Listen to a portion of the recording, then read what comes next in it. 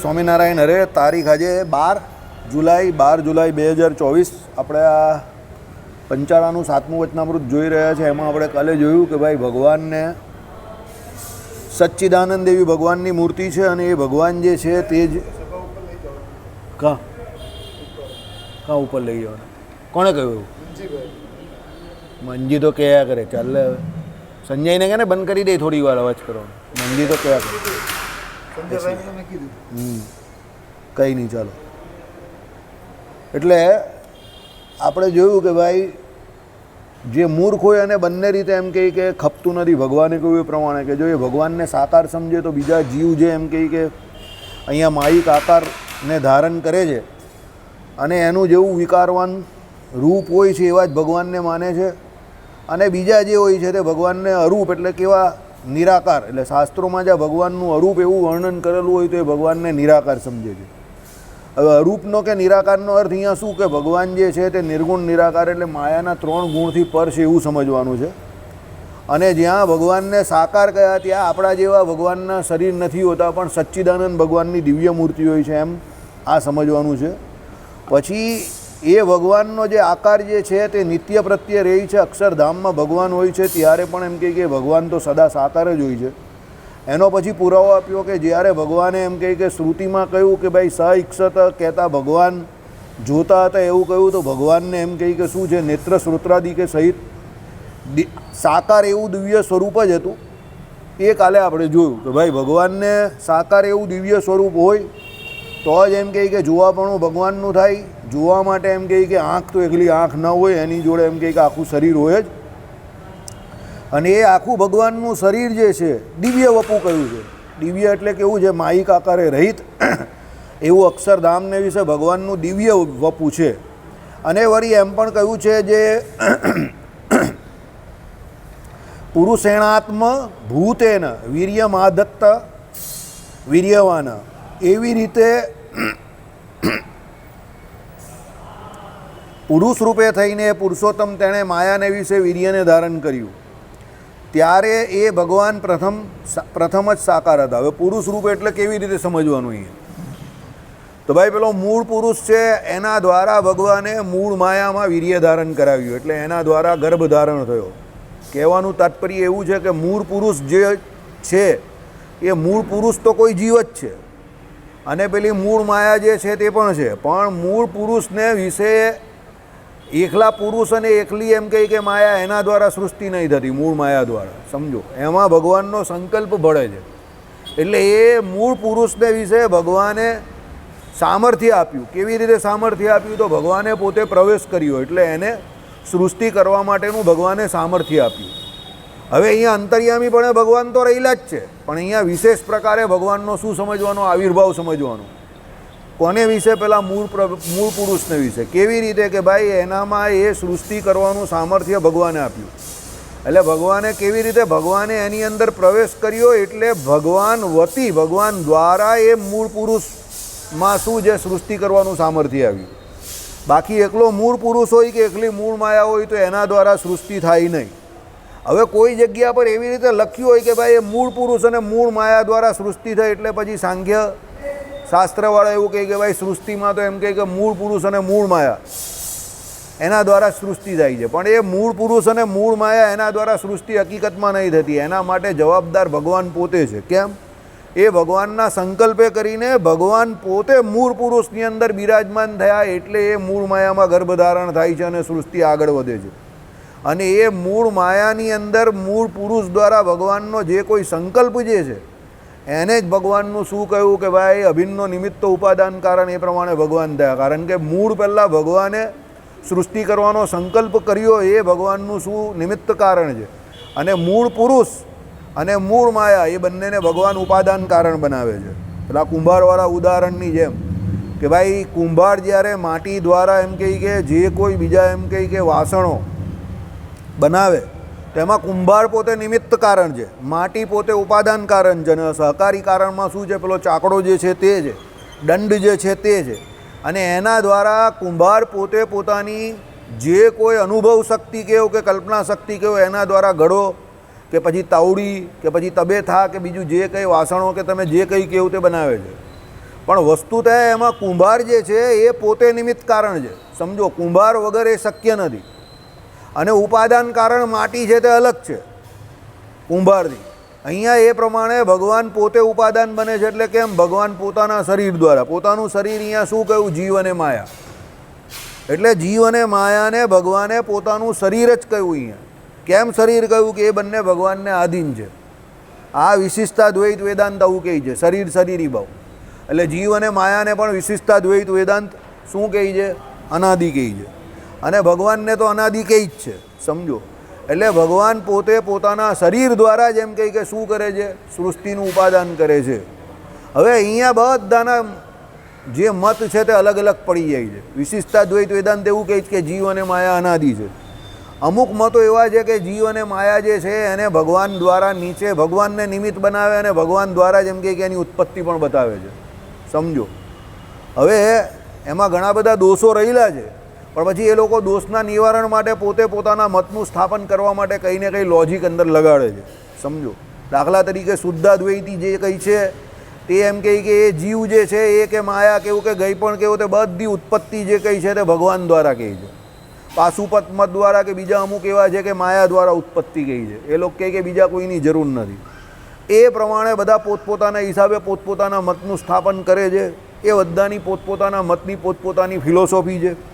એના માટે એ બધા પાછા ઉદાહરણ પણ જે કોઈ આપે છે, દ્રષ્ટાંત પણ જે કોઈ આપે છે, કે શ્રુતિઓના જે ઉદાહરણ આપે છે એ પણ વેદોની શ્રુતિઓના ઉદાહરણ આપે છે. બરાબર? એટલે હવે એ જેની જેની જે પ્રમાણેની ફિલોસોફી, જેના જેના જે પ્રમાણેના મત, એ પ્રમાણે બધા પોતપોતાના હિસાબે આગળ વધે છે. એક અદ્વૈત વેદાંત એવું છે કે જે બ્રહ્મ સિવાય બીજા કોઈ તત્વનો સ્વીકાર નહીં કરતું. અને આપણે એમ કહીએ કે ભાઈ આ જીવને માયા અત્યારે અહીંયા દેખાય તો છે, તો એ પૂર્વે હોય તો જ દેખાતા હોય ને. તો એમાં એ લોકો એવો લોજિક આપે છે કે બ્રહ્મ જે છે તે જ જીવ રૂપે થાય છે. અને બ્રહ્મ જે છે એ પોતાના દ્વારા આરોપિત એવી જે માયા કે જેને અવિદ્યા કહે છે એના દ્વારા જેમ કહે કે જીવ રૂપે પોતે જ થાય છે. એટલે બ્રહ્મમાંથી જે જીવ પોતે થયું આવું માને છે. હવે અદ્વૈતના પણ બધા આ બધા ફાંટા જે છે તે મૂળ એ અદ્વૈતના જ છે. એના પછી વિશિષ્ટાદ્વૈત આવ્યો, કારણ કે અદ્વૈત શબ્દ તો અંદર લાગેલો જ છે. દ્વૈતાદ્વૈત આવ્યો.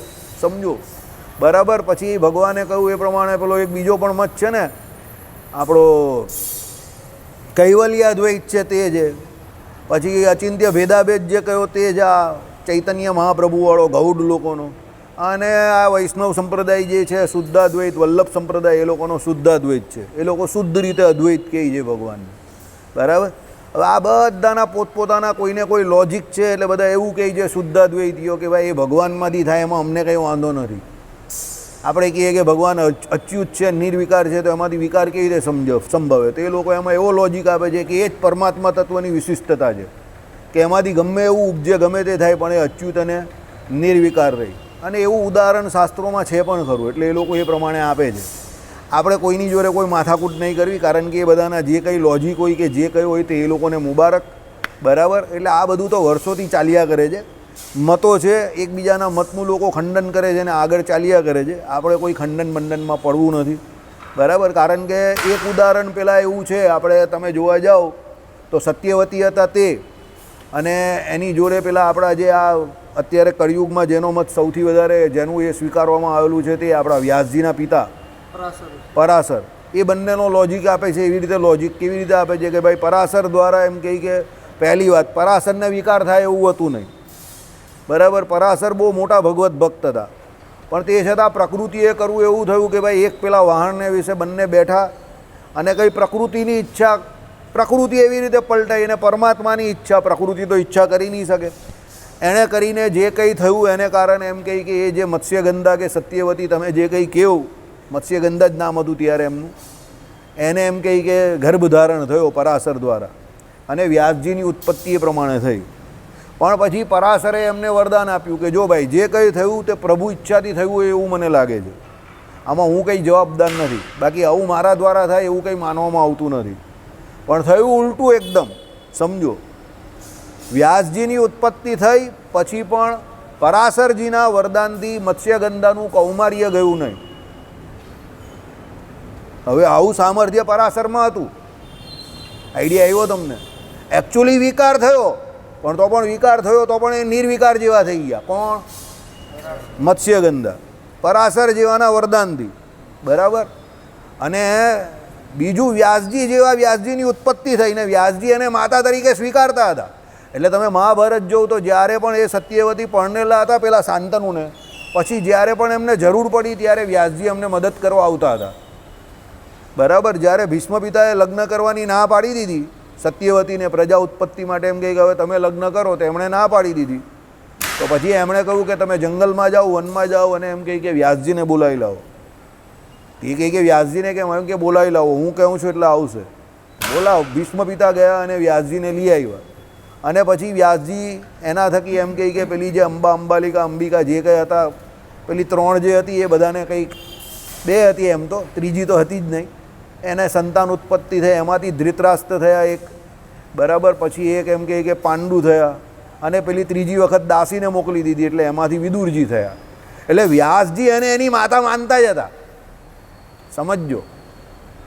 વ્યાસજીને કંઈ એવો છો જ નહીં હતો કે મારી ઉત્પત્તિ આવી રીતે થઈ છે. અને ઉલટાનો મત્સ્યગંધાનો પરાશર જોડે જે કંઈ સંબંધ બંધાયો એનાથી એના શરીરમાંથી જે મત્સ્યની ગંધ આવતી હતી તે ચાલી ગઈ ને ઉલટી સુગંધ આવતી થઈ ગઈ, સમજો. અને એને કૌમાર્યની પ્રાપ્તિ પાછી થઈ ગઈ. કૌમાર્ય એટલે તમે બધા મેચ્યોર માણસ છો, તમે સમજી શકો છો હું જે કહેવા માગું છું તે.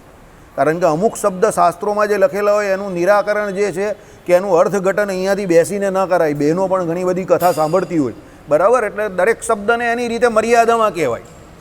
હવે આ શક્ય જ નથી. તમે માયિક દ્રષ્ટિએ, લૌકિક દ્રષ્ટિએ જોવા જાઓ તો, પ્રાકૃત દ્રષ્ટિએ વિચારો તો આ શક્ય જ નથી. પણ પરાશર જેવા ઋષિમુનિ અને ભગવદ ઈચ્છાથી વ્યાસજીની ઉત્પત્તિ જે કંઈ થઈ એ પછી એ શક્ય રહ્યું. અને એમના લગ્ન પણ થયા સત્યવતીના. મહાભારત એનામાં પુરાવો છે. એટલે કોઈ એવું કહે કે ભાઈ પરમાત્મામાંથી ઉત્પત્તિ થાય તો તમે એને નિર્વિકાર કે એ કેવી રીતે કહી શકો? તો એમાં એ લોકો આ લોજિક આપે છે, સમજો. કે જ્યાં મત્સ્યગંધામાં આવું શક્ય હોય તો પરમાત્મામાં કેમ શક્ય નથી? આઈડિયા આવી ગયો, બરાબર. એટલે બધા પોતપોતાના લોજિક પોતપોતાના હિસાબે આપે છે. આપણે આમાં એક જ વસ્તુ કરવાની છે, સમજો, જે મને સમજ પડે છે તે પ્રમાણે. બીજા શું કહે છે આઈ ડોન્ટ માઇન્ડ. આપણે આમાં એક વસ્તુ કરવાની છે, જેના જે કોઈ મત હોય બધાના મતને નમસ્કાર. કારણ કે જે મતોનું સ્થાપન કરનાર છે તે બધા આચાર્યો છે. તમે જગતગુરુ શંકરાચાર્ય કહો, બધા સન્માનનીય વ્યક્તિ છે. નિંબાર્કાચાર્ય કહો, માધવાચાર્ય કહો, વલ્ભાચાર્ય કહો, કે અચિંત્ય ભેદાભેદવાળા ચૈતન્ય મહાપ્રભુ કહો, બધાને આપણે નમસ્કાર કરવાના. આપણે આપણો મત જે છે એને પકડીને બેસી રહેવાનો. આઈડિયા આવી ગયો? રામાનુજાચાર્યનો વિશિષ્ટાદ્વૈત મત મહારાજે સ્વીકાર કર્યો એ આપણે પકડીને બેસી રહેવાનું, બરાબર. ભગવાને આપણા વચનામૃતની અંદર અને બીજી ઘણી બધી જગ્યા પર અદ્વૈત મતનો નિરાશ કરેલો છે, એનું ખંડન કરેલું છે એ સમય પર. અને અત્યારે પણ સૌથી વધારે અદ્વૈત મત ચાલતો હશે ભારતને વિશે, સમજજો. અને નિરાકારવાદીઓ પુષ્કળ છે અત્યારે પણ, સમજજો. જેટલા પણ શિવપંથી હશે ને, જેટલા પણ શિવને માનનાર હશે ને, મેજોરિટી ઓફ ધ પર્સન્ટેજ 95%થી વધારે બધા નિરાકારવાદી હશે, યાદ રાખજો. એટલે એ લોકોના ખંડન માટે શ્રીજી મહારાજે ભગવાન સદા સાકાર છે. અને મહારાજનો એક જીવનનો ધ્યેય જે હતો અહીંયા કે ભાઈ એકાંતિક ધર્મનું સ્થાપન કરવું અને રામાનુજાચાર્યની જેમ સાકાર ભગવાનની ઉપાસના જે છે એનો ફેલાવો કરવો. ભગવાનને દિવ્ય દિવ્ય અને સાકાર, સદા દિવ્ય અને સદા સાકાર સમજવા એ આપણી ઉપાસના છે. આપણા સંપ્રદાયની ઉપાસના શું છે? ભગવાનને સદા દિવ્ય અને સદા સાકાર સમજવા. સદા દિવ્ય એટલે અહીંયા આવે ત્યારે પણ દિવ્ય અને અક્ષરધામમાં પણ દિવ્ય, સચ્ચિદાનંદ. અને અહીંયા સાકાર અને અક્ષરધામમાં પણ સાકાર. કારણ કે પેલા લોકો અદ્વૈતી તો ચૈતન્ય એક રસ એવું નિરાકાર બ્રહ્મ એ સમજે છે અને એમાંથી કોઈ અવતાર સંભવતા નથી. એ તો એ લોકો કેવું કહે છે? અનિર્વચનીય કહે છે, નિર્વિકાર કહે છે, બરાબર. શૂન્યવાદ તરફ જાય છે, એમાંથી કંઈ થતું નથી. અને માયાથી સબલિત જે બીજું કેટેગરીનું બ્રહ્મ છે એના દ્વારા અવતાર થાય છે, એ લોકો આવું કહે છે, બરાબર. એટલે એ લોકોએ બ્રહ્મની પણ કેટેગરી પાડી દીધી છે. ભગવાનની કેટેગરી પાડીએ ને, આ 1 નંબરનો ભગવાન, આ 2 નંબરના ભગવાન, આ 3 નંબરના ભગવાન, એ પ્રમાણે એ લોકોએ બ્રહ્મની કેટેગરી પાડેલી છે, બરાબર છે. હવે આપણે એ બધી કંઈ એટલી બધી ડિટેલમાં તમારે જવાની કોઈ જરૂર નથી. આ તો જે ભણતા હોય અને જે વિદ્વાન માણસ હોય, શાસ્ત્રાર્થ કરવા જતા હોય એના માટે આ જરૂરી છે. પણ ફોર યોર કાઇન્ડ ઇન્ફોર્મેશન, અત્યારે કે એટલું બધું શાસ્ત્રાર્થનું વાતાવરણ આપણા સનાતન સંસ્કૃતિમાં રહ્યું નથી. વિદ્વત્તા પણ પહેલાં કરતાં ઘણી બધી ઓછી થઈ ગઈ છે. કાશીમાં હજુ શાસ્ત્રાર્થ થાય છે, એટલે કોઈને બહુ ઈચ્છા હોય તો કાશી ચાલ્યા જવાનું શાસ્ત્રાર્થ કરવા.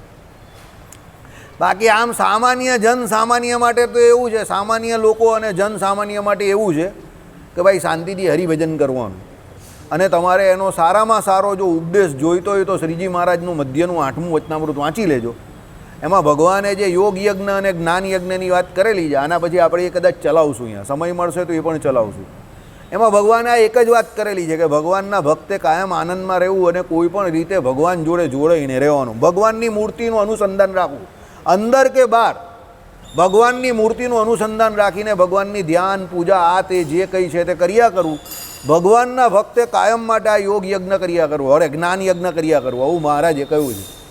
કારણ કે યોગ યજ્ઞ અને જ્ઞાન યજ્ઞ એ બંને ગીતાજીમાં શ્રી કૃષ્ણ ભગવાને સમજાવેલા છે.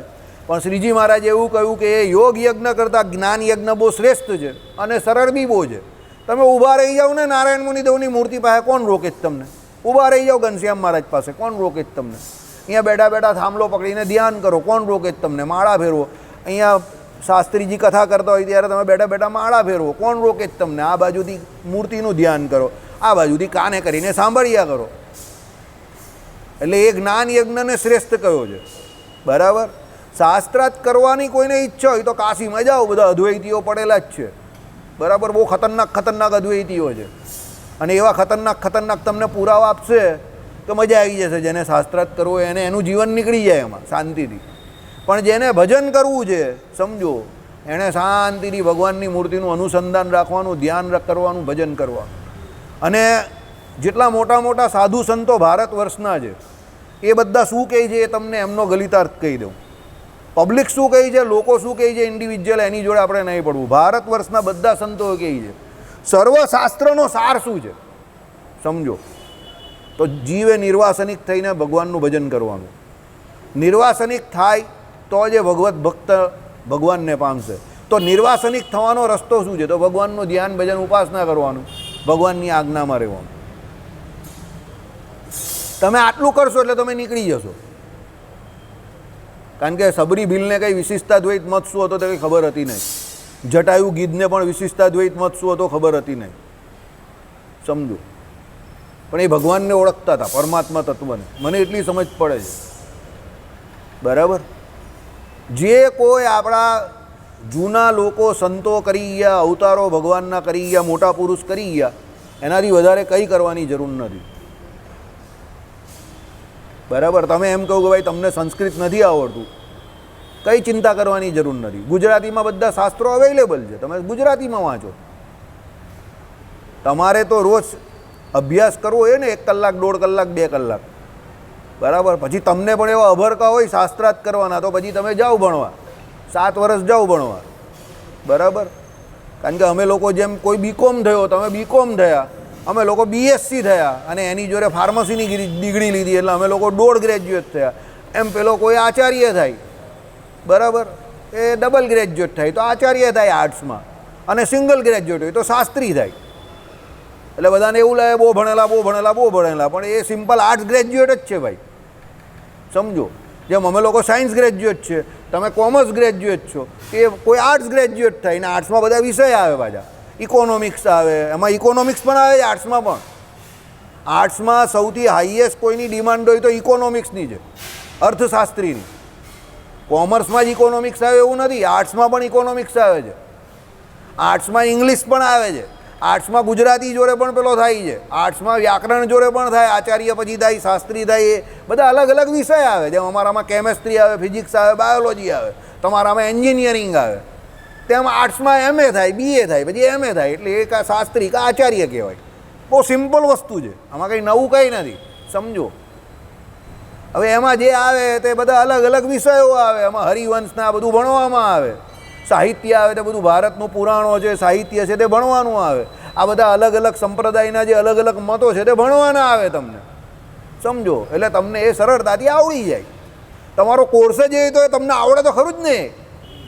દાખલા તરીકે આ જય છે તો એને અત્યારે હું બેલેન્સ શીટ વિશે કે એના વિશે પૂછું તો એનો એ વિષય છે, તો બેલેન્સ શીટ એને આવડી જાય તરત. મને બેલેન્સ શીટમાં નહીં સમજ પડે, કારણ કે કોમર્સ મારો વિષય નથી. બરાબર. પણ મને કોઈ ફાર્માનું પૂછે કે ભાઈ આ તકલીફ છે મને તો શું કરવાનું, એટલે એને કહું કંઈ નહીં, ખાલી એક ગોળી ખાઈ લે, સારો થઈ જશે. 10 ગોળીમાં તો તું ઘોડા જેવો થઈ જશે. 11મી નહીં ખાતો, નહીં તો ગધેડા જેવો થઈ જશે. સમજો. એટલે આ વિષય હોય બધાના.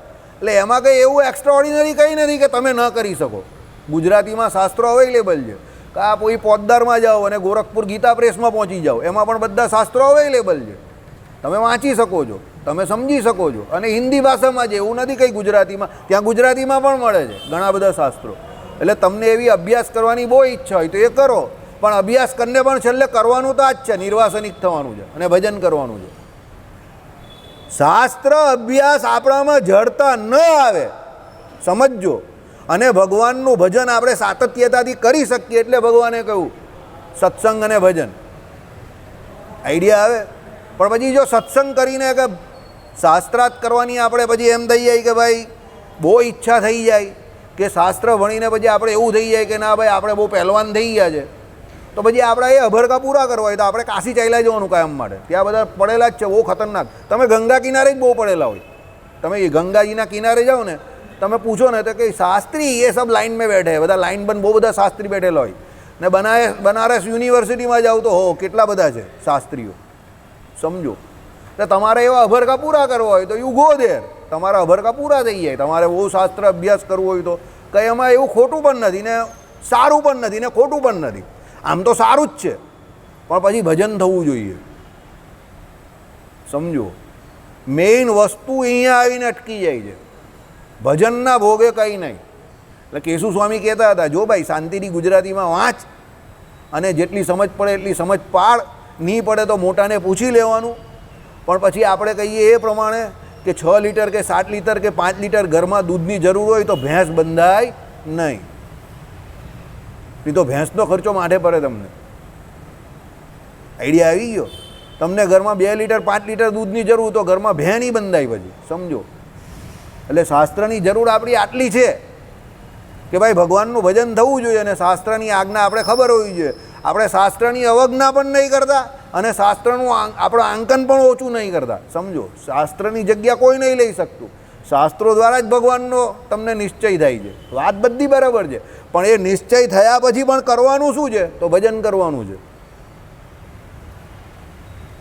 એટલે શાસ્ત્ર અભ્યાસ કરીને જો ભજન કરવાનું ગૌણ થઈ જતું હોય કે ભગવાન ગૌણ થઈ જતા હોય અને પેલો અભ્યાસ ઊંચો થઈ જતો હોય તો પછી એના કરતાં આપણે જેવા છે તેવા સારા છે. લોકો કંઈ જમાનો બહુ બદલાઈ ગયો, બહુ સુધરી ગયા, ઘર સુધી જમવાનું આવે છે. ટોમેટો આવે છે કે ઝોમેટો કે સ્વિગી આવે છે, બરાબર છે, પણ ઘર સુધી એની જોડે રોગ પણ આવવા માંડ્યા ને. જેવા તેવાના હાથનું ખાતા થઈ ગયા ને લોકો. પહેલાં બા ખીચડી કરીને રોટલો બનાવતી હતી તે એમાં આપણે રાજી હતા ને હેલ્ધી રહેતા હતા ને. અત્યારે 30 વર્ષે એટેક આવી જાય, એનું કારણ શું છે? ફાલતુ ખોરાક થઈ ગયો, સુખ સાહેબી વધી ગઈ. બરાબર. એટલે દરેકની ઇફેક્ટ અને સાઈડ ઇફેક્ટ બેઉ છે. એટલે મગજ પર ચડી નહીં જવું જોઈએ કંઈ પણ વસ્તુ. બરાબર. આપણે અહીંયા આપણા જીવનું કલ્યાણ કરવા આવેલા છે, એટલે ભજન પહેલાં સમજજો. બરાબર. અને એ ભજન કરવાનું છે તે ભગવાનને જાણવાની જરૂર છે. તો એના માટે શ્રીજી મહારાજે જે કંઈ કરેલું છે બધું બરાબર છે. અને એક વસ્તુ યાદ રાખજો, પૂર્ણકામવાળું માનો પોતાને વિશે, ઓછપની માનો. પૂર્ણકામપણું માનો કે મને જે મળેલા છે સાક્ષાત પરબ્રહ્મ પુરુષોત્તમ નારાયણ છે અને એના ભજને કરીને ઉપાસના કરીને જ મારો મોક્ષ થવાનો છે એમ કરીને પૂર્ણકામપણું માનો. અને સદા આનંદમાં રહેવું. સમજો. આનંદમાં રહીને ભગવાનનું ભજન કરો. મહારાજે કહ્યું ઉદાસ નહીં રહેવાનું. ઉદાસ કરી નાખશો મનને તો ભજન નહીં થશે. આ લોક અને પરલોક બેઉ બગડશે. આમ ખુલ્લાયેલા નહીં રહેવાનું આખો દાડો. આમ પેલો ખુન્નસમાં રહીને અમુક ખુન્નસમાં નહીં રહેવાનું. બરાબર. આમ હસમુખા રહેવાનું, હસવાનું. બરાબર. હમણાં જો આજે એક વક્તાનું સાંભળતો હતો ફેસબુક પર, બહુ સરસ કહ્યું, જિંદગીમાં એવી કોઈ વસ્તુ નથી કે એને બહુ ગંભીરતાથી લેવાની જરૂર હોય. અહીંયા બધું આવે છે ને જાય છે, આવે છે ને જાય છે, આવે છે ને જાય છે. એટલે બહુ ગંભીરતાથી કઈ વસ્તુ લેવા જેવી નથી અહીંયા કે તમે ગંભીરતાથી લેવ અને પછી એ ન મળે તો બહુ કુરાજી થઈ જાઓ ને મોઢું ફૂલાઈને બેસી જાઓ, એવું કંઈ છે નહીં આમાં. આનંદમાં રહેવાનું, ભગવાનનું ભજન કરવાનું. સમજો. જ્ઞાનાંશ વધેલો ક્યારે કહેવાય કે પેલો એની સ્થિતિ કાયમ માટે સ્થિત પ્રજ્ઞ થઈને ભગવાનનું ભજન કરી શકે. આ કંઈ હું તમને શોર્ટકટ નહીં બતાવતો, કે હું તમને એવું પણ નહીં કહેતો કે તમે શાસ્ત્ર ન વાંચો, કોઈ અર્થનો અનર્થ ન કરતા. શાસ્ત્રને શાસ્ત્રના હિસાબે વાંચો. જીવનમાં દરેકનો રોલ છે, રોલ બધાનો છે, પણ કેટલો છે એ આપણે જાતે નક્કી કરવાનું. એના માટે મગજની જરૂર છે. બરાબર? ભૂતની ચડી જવું જોઈએ કોઈ પણ વસ્તુનું, સમજો.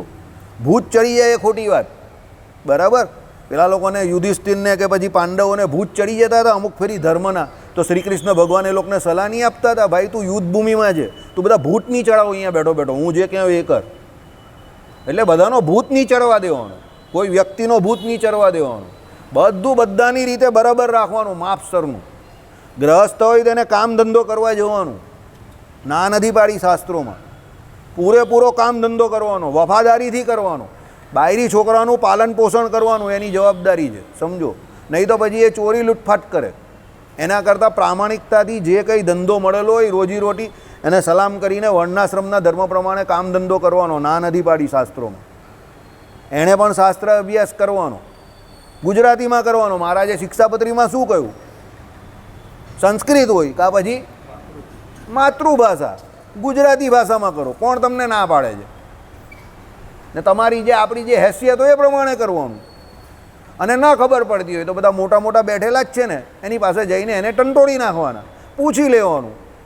બરાબર? કેટલા બધા લોકો છે જ્ઞાની, એને જઈને પૂછી લેવાનું. હરિપ્રકાશ શાસ્ત્રીને પૂછો તમે, કેશુ સ્વામી તો હવે રહ્યા નથી, રામસ્વામી છે તે છે, ઘણા બધા છે, પેલા ભક્તિ સ્વરૂપ સ્વામી છે, આ બધા બહુ ટેલેન્ટેડ માણસ છે સંપ્રદાયમાં, સાધુઓ, ભુજના સંતો છે ઘણા બધા. બરાબર? તમે પૂછી શકો છો એમને જે કંઈ પૂછવું હોય તે, તમારે કંઈ ના નથી. શાસ્ત્ર અભ્યાસ કરો, પણ શાસ્ત્ર અભ્યાસ એટલે કરવાનો છે ભગવાનને ઓળખીને ભગવાનનું ભજન કરવા માટે. યાદ રાખજો, ભગવાનના ભજનને ભગવાનને ગૌણ નહીં કરી દેવાના. અરે ભગવાને તો ત્યાં સુધી કહી દીધું છે કે પેલો સમાધિમાં જાય ને તો ભગવાન કહે કે એને એનું માન થઈ ગયું છે, એટલે પ્રત્યક્ષ ભગવાનમાં એને રસ ઘટી જાય છે. ભગવાન વખતે બી આ બધી ગરબડ હતી. પેલાને સમાધિનું સુખ આવે એટલે બહાર ભગવાનની સેવા કરવાનું ભૂલી જાય પેલો, એને અંદર સુખ આવે એટલે એને થોડું માન આવી જાય કે મને તો હવે સમાધિ થઈ ગઈ. તો ભગવાને સમાધિ નિષ્ઠ શુદ્ધાને આવું કહ્યું છે કે પ્રત્યક્ષ ભગવાન આવેલો હોય ત્યારે તે એનું આંકન ઓછું નહીં કરવાનું. ભાઈ એની કૃપાથી તને સમાધિ થયેલી છે, તો તું હવે સમાધિને મુખ્ય મૂકીને બનાવીને પેલા ભગવાનને કયા એડા મૂકી દઈ, એના દ્વારા તને સમાધિ થઈ છે. પણ આ સાલો જીવ બહુ અવળો છે, બહુ આળો છે. એને જેના દ્વારા જે મળે ને એને જ ભૂલી જાય, અહમ આવી જાય ને તરત જ, સમજો. જરા એને કંઈ આવડું એટલે હવામાં ઉડવા માંડે, સમજો.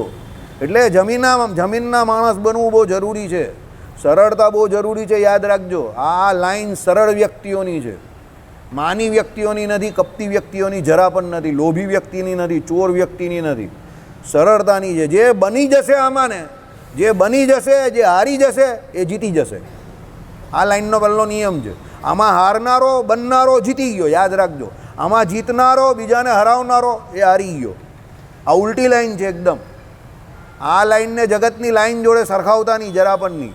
ભગવાનને એકદમ સાફ હૃદયના સીધા સાદા વ્યક્તિ બહુ ગમે છે. બરાબર? ભગવાન એવું નહીં કહેતા કે તમે બહુ મોટા વિદ્વાન બની જાઓ તો જ તમને હું ગમીશ, સમજજો, કે તમે મને ગમો, એવું નથી. સરળ માણસ જે કોઈ હશે, આ દીપક જેવો એ ભગવાનને બહુ ગમશે. આ સભામાં હું દીપકનું જ ઉદાહરણ આપીશ, સમજજો. દીપક બહુ સરળ માણસ છે, કારણ કે હું એને છેલ્લા લગભગ 1995-96થી ઓળખતા હશું, તો 25-26 વર્ષ થયા હશે. દીપક જેટલો સરળ માણસ કોઈ નહીં. એના પેટમાં બહુ વળ નહીં મળે, બહુ સરળ. એના પ્રશ્ન પણ બહુ સરળ, સમજો. અને કોઈની પણ જોડે બહુ ગુણી મળીને ખુલ્લા દિલથી વાત કરે. દીપક બહુ સરળ માણસ, પહેલેથી સરળ છે. સરળ માણસને ભગવાન બહુ સરળતાથી મળી જાય.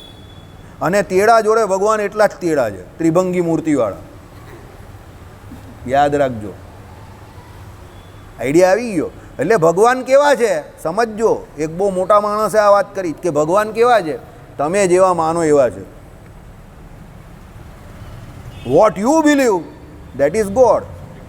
તમે જેવા માનો એવા જ છે ભગવાન, યાદ રાખજો.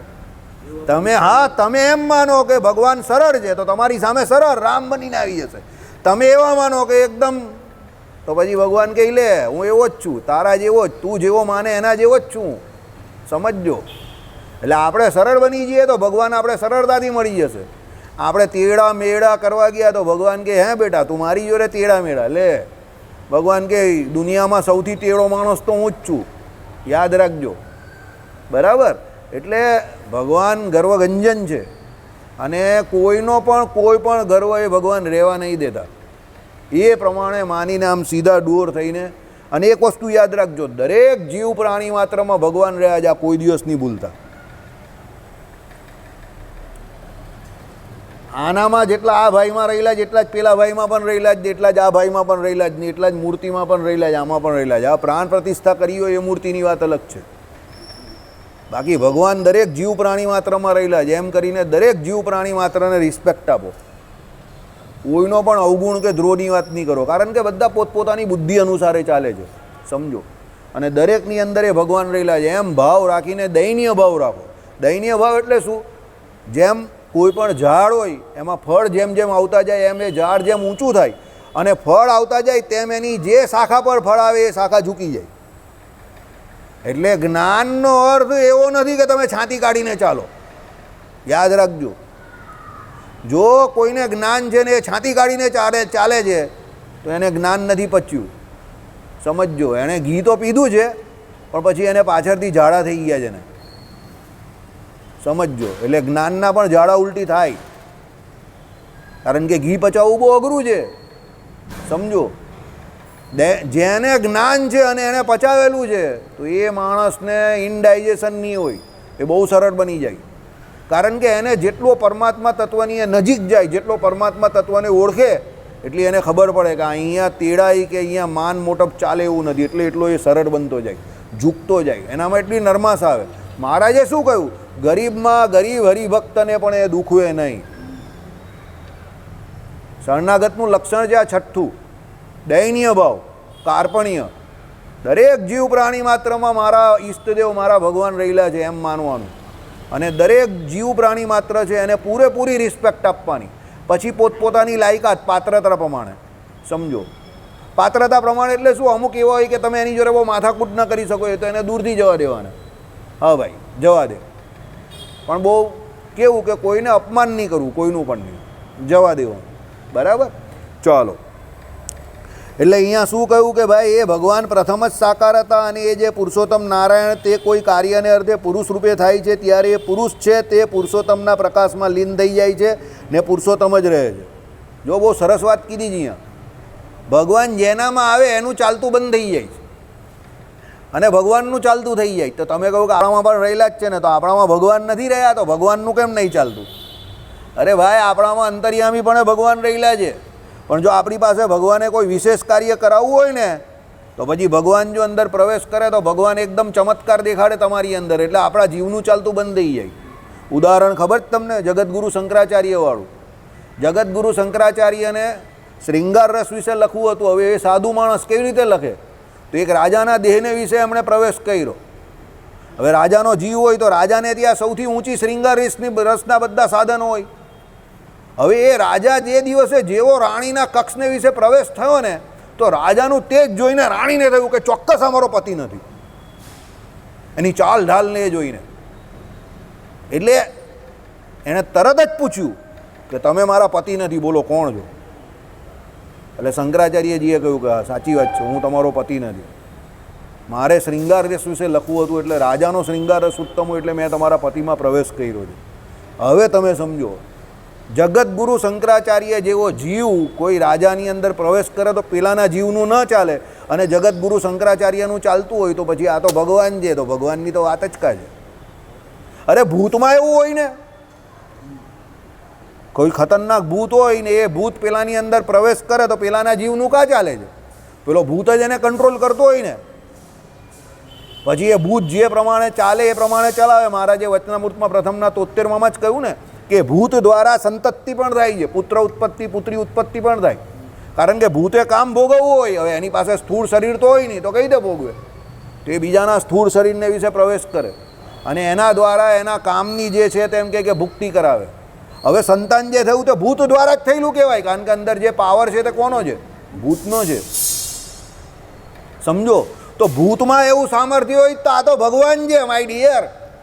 હવે ભગવાન જેનામાં પ્રવેશ કરે અને એની પાસે જે કાર્ય કરાવવું હોય એટલે એનામાં જે સામર્થ્ય આવ્યું તે ભગવાનનું આવ્યું, એટલે ત્યારે જે કાર્ય કરે છે તે પુરુષ નહીં કરતો, પુરુષમાં રહેલા પુરુષોત્તમ કરે છે. એટલા માટે શાસ્ત્રોમાં કહ્યું છે કે જ્યારે તમારા દ્વારા પણ તમને કોઈ એવો સંકલ્પ થાય કે મારે શુભ કર્મ કરવું છે તો ત્યારે ભગવત પ્રેરણા માનવી એની, અને એવું માનવું કે અત્યારે મારી અંદર ભગવાને આ પ્રેરણા કરાવી છે કે આ શુભ કામ કરવાનું છે, એટલે ધર્મ સંબંધી કાર્ય તત્કાર કરી જ નાખવાનું. નહીં તો 1 લાખ રૂપિયા આપવાના હશે તો બીજે દિવસે 50,000 થઈ જશે. આ લોભ બહુ બળવાન છે. 50 આપીએ તો ચાલે ને, અને એમાં તમને પહેલું એવું કહેશે કોણે, મારે તમને ગ્રહસ્થને કહેવું નથી, બરાબર? હા, તમને તરત જ એવું કહેશે તમે 50 આપો તો પણ કંઈ વાંધો નથી, એટલે પછી તમે ઢીલા પડી જશો, એટલે આગલે દિવસે લાખ હતા એ બીજે દિવસે 50 થઈ ગયા, અને જો અઠવાડિયા સુધી પહોંચ્યા તો એ આંકડો 5,000 પર પહોંચી જશે. સમજી ગયા? એટલે ભગવાને કહ્યું ધર્મ સંબંધી કાર્ય તત્કાળ જ કરી દેવાનું, કે જ્યાં તમે લાખ કરવાના હતા તે 5,000 પર આવી ગયા સીધા. આઈડિયા આવી ગયો? એટલે અહીંયા આવું છે, જે ભગવાનનો સંકલ્પ માનો કે ભગવાન તમારી પાસે કોઈ શુભ કામ કરાવવા માંગે છે તો ત્યારે કરી દેવું. એટલે અહીંયા એવું કહ્યું કે ભાઈ પુરુષ અને માયા, તો એ પુરુષ રૂપે ભગવાન આવ્યા એટલે એ ભગવાનનો પ્રવેશ છે તો એ ભગવાન જ કરે છે એવું સમજવું. પુરુષ અને માયામાં એવું સામર્થ્ય નથી કે સૃષ્ટિ કરી શકે. એ આપણે ઉદાહરણ સમજેલા ને અહીંયા, કે આ જગતના પુરુષ અને સ્ત્રી બે ભેગા થાય તો પણ ભગવદ ઈચ્છા નહીં હોતી તો સંતાન થતું નથી. પછી બિચારા પૂર્ણિમાબેન નાટકરની પાસે બહુ દોડ્યા કરે બેઠા બેઠા. પૂર્ણિમાબેન કહે કે મારે જેટલું કરવાનું હતું એટલું તો મેં કરી દીધું, હવે કંઈ થાય નહીં, બરાબર? કારણ કે એ ભગવાન થોડા છે, ભગવાન તો એક જ છે આખી દુનિયામાં, બરાબર? એટલે કોઈ એમ કહે કે પુરુષ ને સ્ત્રી ભેગા થાય એટલે સંતતિ થઈ જાય તો એ બહુ મિસઅન્ડરસ્ટેન્ડિંગ છે એનું, બરાબર? એ તો સભામાં બેઠો એટલે મિસઅન્ડરસ્ટેન્ડિંગ શબ્દ બોલ્યો, સભાની બહાર હતી તો બીજો જ શબ્દ બોલતે. ગોપાલભાઈને પૂછી લેજો, બરાબર? એટલે કહેવાનું તાત્પર્ય સમજો, એ ખોટી ધારણા છે, એ વિજ્ઞાન ભલે કહેતું હોય, પરમાત્માની ઈચ્છા વગર કંઈ થતું નથી. એટલે અહીંયા પણ જે સૃષ્ટિ પ્રકરણ છે એમાં ભલે મહાપુરુષને પેલો મૂળ પુરુષને મૂળ માયા મળે, પણ આપણે કહેવાનું શું, મૂળ પુરુષમાં રહેલા પરમાત્મા દ્વારા જ સૃષ્ટિ થઈ. એ મૂળ પુરુષમાં એટલી કેપેસિટી નથી એકલો કરી શકે. હવે આગળ જો, એટલે શું છે, પુરુષોત્તમના પ્રકાશમાં પેલો પુરુષ લીન થઈ જાય છે એટલે પુરુષોત્તમ જ રહે છે, તેમજ માયા રૂપે થાય છે ત્યારે માયા પણ પુરુષોત્તમના તેજમાં લીન થઈ જાય છે અને તે રૂપે ભગવાન જ રહે છે. આ પણ સમજવાનું છે તો ભાઈ માયા પણ એ પુરુષોત્તમના તેજમાં લીન થઈ જાય એટલે કેવું, તો ભગવાન અહીંયા જ્યારે શરીર યોગ માયા રૂપ ભગવાનનો દેહ હોય, યોગ માયા એની સેવામાં આવે અને ભગવાનના જે આખું શરીર હોય તો આપણા જેવું જ દેખાય, પણ ત્યારે માયાનું કંઈ ભગવાન આગળ ચાલતું નથી. સમજો, આપણે માયા આધીન કરી દે, પણ ભગવાન આગળ માયાનું કંઈ નહીં ચાલતું. ભગવાન તો માયાની અંદર પ્રવેશ કરે તો માયાને પણ જડ એવી માયાને પણ કેવી ચેતન જેવી કરી દે. વડતાલનું ઉદાહરણ, પેલા બધા પુતરાઓ હતા અને પૂછ્યું, કોણે પૂછ્યું, કદાચ બ્રહ્માનંદ સ્વામીએ કોઈએ કહ્યું કે ભાઈ આ બધાને શું વાંક છે, આ બધાને તમે કંઈ જીવતા કરી નાખો ને. તો ભગવાને આમ કરીને થડાક કરીને સંકલ્પ કર્યો, સોટી અડાઈને, તો બધા પુતરાઓ જે છે ને પેલા બધા વગાડતા, કોઈ કંઈ ઢોલ વગાડે છે ને કોઈ આ ને તે, તો બધા જીવતા થઈ ગયા અને ધડાધડ મ્યુઝિક વાગતું થઈ ગયું, સન સનાસન સન. જળને ચેતન બનાવી દે ને ચેતનને જળ બનાવી દે એ ભગવાન કરી શકે છે.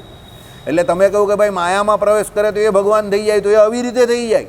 માયા જળ છે પણ ભગવાન એને ચેતન જેવી કરી નાખે, નાચતી કૂદતી કરી નાખે. સમજો, અને ચેતન એવો જીવ હોય ને બહુ તાકાત, બોડી બિલ્ડિંગ કરતો હોય ને આમ કરીને મસલ બનાવતો હોય ને પેલો અરીસાની સામે જઈને આમ કરતો હોય ને વિડીયો બનાવતો હોય, પછી તમને ખબર પડે બિચારાને પેરાલિસિસ થઈ ગયો. અત્યારે 4 માણસ સેવામાં છે, થાય છે ને પહેલવાનોને, સ્ટ્રોક આવી જાય, બ્લડ ક્લોટ જામ થઈ જાય, જમણી બાજુ ક્લોટ જામ થઈ જાય એટલે ડાબી બાજુની સાઈડ પર પેરાલિસિસ થઈ ગયો, થ્રોમ્બોસિસ, બરાબર? હવે જો એ રિવર્સિબલ હોય તો નીકળી જાય 3-4 દિવસમાં, પણ ઇરિવર્સિબલ એટેક આવ્યો હોય તો પેલો બિચારો આમ કરતો હતો ને આખી જિંદગી પછી બીજાના સહારે ચાલે. આપણે ન ઈચ્છીએ કે એવું કોઈને થાય, પણ એવું થાય છે ને ઘણાને, પહેલવાન જેવા માણસને પણ એવું થઈ જાય. એટલે ચેતન એવો જીવ હોય એને પણ ભગવાન કેવો કરી દે, જળ જેવો કરી નાખે, બરાબર? એની જોડે દાદાગીરી કરવા જેવી નથી માય ડિયર ફ્રેન્ડ, સમજી ગયો? દાદાગીરી નહીં કરતો ભગવાન આગળ કોઈ દિવસ, કોઈની આગળ નહીં કરતો, બરાબર? નહીં તો લેને કે દેને પડ જાયંગે. સમજો, બહુ એવું આ તત્વ એવું છે ને, इसको समझ के भी ऐसा लगता है कि कभी कभी कुछ नहीं समझा। बराबर, पेलो एक कहता तो ने जिंदगी क्या है, तो पेलो कि जिंदगी यही है कि इसको समझ के ऐसा लगता है बहुत कुछ समझा, लेकिन बहुत कुछ समझ के भी बाद में पता चला कि कुछ नहीं समझा। બે કોઈ દિવસ ત્રણ એવા છે કે જેને સમજીને કોઈ દિવસ ગર્વ નહીં કરવાનો. એક જિંદગી, બીજી એક તમારા ઘરમાં તમારી પત્ની, અને ત્રીજા ભગવાન. આ ત્રણને જ્યારે તમે એમ માનશો ને કે હું સમજી ગયો, ત્યારે સમજી લેજો તમે ઊંધા પડવાના. બરાબર, હમણાં અહીંયા નીકળું હે ભાઈ, આ જાતે બનાવેલું છે એટલે કદાચ કંઈ ભૂલ હોય તો માફ કરી દેજો. જિંદગી એવી જ વસ્તુ છે, તમે જ્યારે એમ સમજો ને કે હું સમજી ગયો, એટલે એક થપ્પડ પડે ફાટ રહીને, ઓ તારી તો આ કાથી આવી ગયું. બરાબર, તમારી ઘરવાળી પણ એવું જ છે કે તમે એમ કે હવે કયામાં છે, અને એના માટે તમે એવા છો. બરાબર, અને ત્રીજા ભગવાન, જ્યારે તમને એવું લાગે કે હું પૂરેપૂરા સમજી ગયો, એટલે ભગવાન કંઈ નવું જ કાઢશે. તમે એવું કે આ તો કંઈ ખબર જ નથી કે આ કાથી આવી ગયું. સમજો, દાખલા તરીકે પેલો હિરણ્ય કશુપી, અહીંયા ના મરું, ત્યાં ના મરું, આનાથી ના મરું, તેનાથી ના મરું. ભગવાન કેવું રૂપ લઈને આવ્યા? અધ મનુષ્ય. બ્રહ્માજી કોઈ દિવસ એવું રૂપ કોઈ જોયું હોય? હવે કોઈ એમ કહે કે હું ભગવાનને ઓળખું છું, દેવ રૂપે આવે છે, મનુષ્ય રૂપે આવે છે, પશુ રૂપે આવે છે, તિર્યક રૂપે આવે છે. આ તો પશુ પણ નથી ને માણસ પણ નથી, અધ મનુષ્ય અધ પશુ. ચાલો બોલો, શું કેવું તમે? બરાબર, એટલે ભગવાનનો આ ડાયલોગ છે, મેરે બારે મેં જ્યાદા સોચના મત, मैं दिल में आता हूँ, दिमाग में नहीं. સમજી જાઓ. એટલે તમે એમ માનતા જ નહીં કે હું ભગવાનને પૂરેપૂરા સમજી ગયો કે ઓળખી ગયો. એવી થપ્પડ પડે ને ફાટ દઈને લાલ થઈ જાય ગાલ. બરાબર, એટલે જેટલા સમજાય એટલા સમજવાનું, પગે લાગવાનું ને આગળ વધવાનું. જય સ્વામી નારાયણ. એમ એટલે ભગવાન કેવા છે, માયામાં આવે તો માયા રૂપે થઈ જાય. બરાબર, એટલે આ રીતે થાય. પછી શું કહ્યું કે ત્યારે માયા પણ પુરુષોત્તમના તેજમાં લીન થઈ જાય છે. માયાનું બિચારીનું કંઈ ચાલતું નથી. માયા આપણે નચાવે, જોરદાર નચાવે, ટીવીની ચેનલની જેમ નચાવે. ઘરમાં નવરો બેઠેલો હોય તો પેલો શું કરે? આમ કરીને ટીવીની ચેનલ પલટાવ્યા કરે ને, ગુડગુડ ગુડગુડ ગુડગુડ ગુડગુડ. ચેનલ હકીકતમાં એ નહીં પલટાવતો, એની અંદર રહેલી શું જ પલટાવે છે? માયા પલટાવે છે. અંદર બેઠી બેઠી માયા પેલી હસતી હોય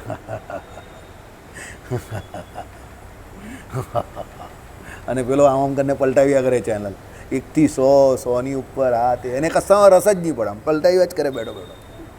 બરાબર, એ માયા આવી થઈ ગઈ એની ઉપર. સમજી જાઓ, આઈડિયા આવી ગયો. ચાલો, તે રૂપે ભગવાન રહે છે, અને પછી એ ભગવાન મહતત્વ રૂપે થાય છે. આખું સૃષ્ટિ પ્રકરણ આવે છે. સમજો, ભગવાન જો આ પહેલાં અત્યાર સુધીની વાત કરીને, તે પહેલાં બે જે કરનારા, સૃષ્ટિ કરનારા જે પહેલાં બે જેનો ભગવાનનો ઉપયોગ કર્યો એનું, ને હવે આ મહતત્વ જે છે તે પહેલું શું છે? ફળ છે. એટલે કહેવાનું તાત્પર્ય શું છે કે જેના દ્વારા ક્રિયા કરે એ પણ ભગવાન છે, અને એના દ્વારા જે પ્રાપ્તિ થઈ, જે ફળ આવ્યું એ પણ ભગવાન જ છે, મહતત્વ પર. એટલે ઘણા લોકો કહે છે કે આખી સૃષ્ટિ જે છે તે ભગવાન રૂપે જ છે, ભગવાન સિવાય બીજું કંઈ છે નહીં. કારણ કે બધા રૂપે ભગવાન જ થઈ જાય જ ને અંતર્યામી. પણ બીજું છે, આમ ટેકનિકલી છે, પણ બીજા બધા ભગવાનના આધીન છે. એટલે ભગવાનના સંકલ્પે કરીને બધું ભગવાન રૂપે જ છે, એવું છે. સમજો, એટલે ઘણા લોકો કહે કે જગત રૂપે જગદીશ જ થયા છે. કેમ? જગતમાં રહ્યા કોણ છે? તો ભગવાન જ રહેલા છે બધે. તમે જ્યાં જાઓ ત્યાં તમને ભગવાન, એવી જગતમાં કોઈ જગ્યા નથી કે જ્યાં તમને ભગવાન ના મળે. ભગવાન દરેક જગ્યા પર રહેલા છે. તો પછી એને જગત કેવું? અવ્યાજબી થઈ જાય ને. એટલે પેલો કહે કે ભાઈ જગત નથી, જગદીશ જ છે. હકીકતમાં જગત પણ છે, પણ પેલો જગદીશ કહે કે ભાઈ મારું જગત છે ને, સબ તેરા લેકિન હુકુમ મેરા. એટલે પછી ભગવાન કહે જગત તો મારું છે. તો પછી જગત કોનું? તો કે જગદીશનું. તો પછી જગદીશ કોણ? તો હું. તો પછી જગદીશ જ છે ને. આઈડિયા આવી ગયો? A is equal to B and B is equal to C, તો A is equal to C થયું ને? તમારામાં આવતું હતું ને? સમજો, બરાબર, આ એવી વાત છે. બરાબર, કે ભાઈ આ મહતત્વ રૂપે પણ ભગવાન જ પોતે થયા. પોતે થયા એટલે પોતે કન્વર્ટ નહીં થતા, સમજજો. પણ જે મહતત્વ જે છે એ પ્રોસેસ જે થઈ એમાં પણ ભગવાન જવાબદાર છે. ભગવાન સિવાય બીજો કોઈ આ કાર્ય કરી નહીં શકતો. બરાબર, એટલે જે બુદ્ધિશાળી લોકો છે, જે વિદ્વાન છે, તે જગતને જગત રૂપે જોતા જ નથી. સિયારામમય સબ જગ જાની, એ જગદીશ રૂપે જ જોઈ છે ને ભગવાનનું જ ભજન કરે છે કે આ ક્રિએશન ભગવાનનું છે, તો ભગવાનનું ક્રિએશન આવું છે તો એ ક્રિએટર કેવા હશે, તેમ કરીને એ જગત રૂપે ભગવાનને જગદીશને જ જોઈને ભજન કર્યા કરે છે. બરાબર, મજા એમાં જ છે, મોજ લે બેટા. કાલે આવી જજો બધા ટાઈમસર, મજા આવશે તમને. બરાબર, શ્રીપતિમ શ્રીધરમ સર્વદેવેશ્વરમ ભક્તિ ધર્માત્મજમ